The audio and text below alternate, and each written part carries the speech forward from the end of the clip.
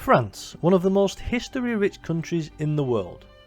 I recently went on a trip there to explore some of the most incredible historical sites, and in today's video I'll be showing you what I got up to and the history behind some of these locations. The first city I visited was Caen, located to the northwest of Paris and famous for its connection to William the Conqueror, who transformed this once quiet settlement into a major central power in Normandy in the early 11th century. Centuries of war has left its mark on the city, with much of Caen destroyed in 1944 during the Battle of Normandy in the Second World War, with a memorial and a museum built dedicated to peace. My first stop when I arrived in Caen was to the chateau, which is French for castle, built by William the Conqueror in 1060. The castle has seen over 1,000 years of conflict, seeing English kings and the 100 Years' War, right up to being used as a barracks housing troops during the Second World War. As I made my way to the castle, I passed the church of St. Pierre, which is directly across from the castle. The construction of the current building started around the 13th century, and during the Middle Ages a lot of the public ceremonies took place here. In 1944 the spire of the church was destroyed by a shell fired at German forces by the Royal Navy battleship HMS Rodney, but it has since been rebuilt. In this image you can actually see the church of St. Pierre with the spire missing from 1944 in the background.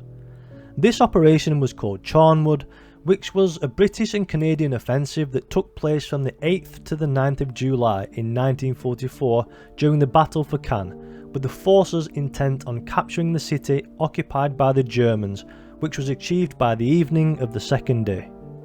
Once this part of Caen was secured, the Allies pushed through operations Jupiter, Goodwood and Atlantic, securing the rest of Caen 1 week later.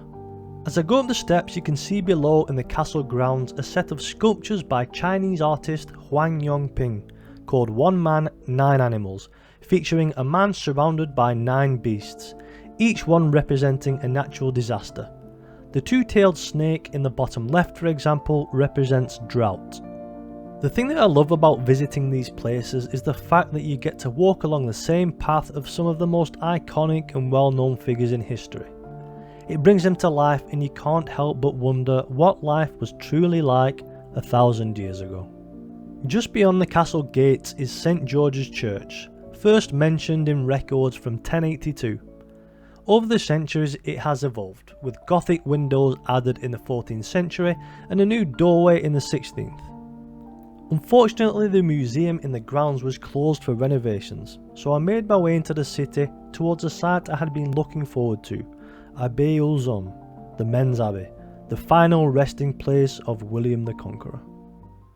As you make your way out of the castle grounds, directly across the road is Maison de Quatrans, a building that looks like something pulled straight from a medieval tapestry. Its origins go right back to the 1460s, where a tanner from Caen, called Michel Lefebvre, bought land in the area and the building next door and built this house, including a tannery to the south. It was modified by his son Jean, extending the property in 1519 and was later sold to a sandstone merchant for the king around 1590. Like much of Caen, it suffered heavily in 1944. The roofs were blown off after being bombed and the masonry was seriously damaged. A short walk west from Caen Castle was the men's abbey, which was founded in 1063 by William the Conqueror, who was buried here upon his death in 1087. His wife Matilda, who died in 1083, was buried in the Ladies' Abbey to the east of Caen Castle. The abbey itself was built using Caen stone, which is a light yellow stone quarried near the city.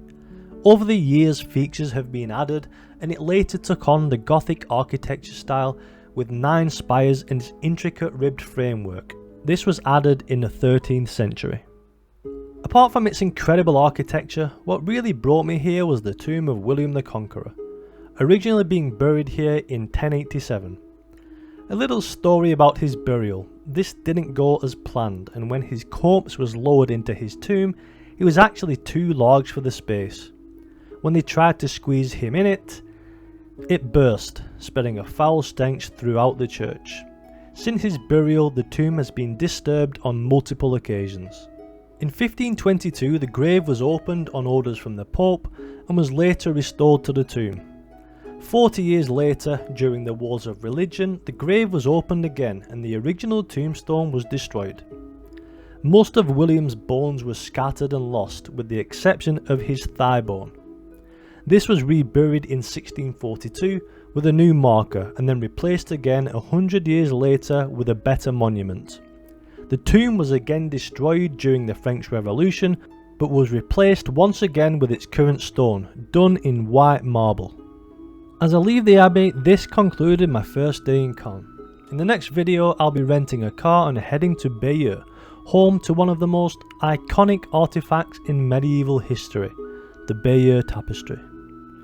If you enjoyed this trip, don't forget to like the video and subscribe to the channel and join me for the next chapter of my trip to France. Thanks for watching, I'll see you soon.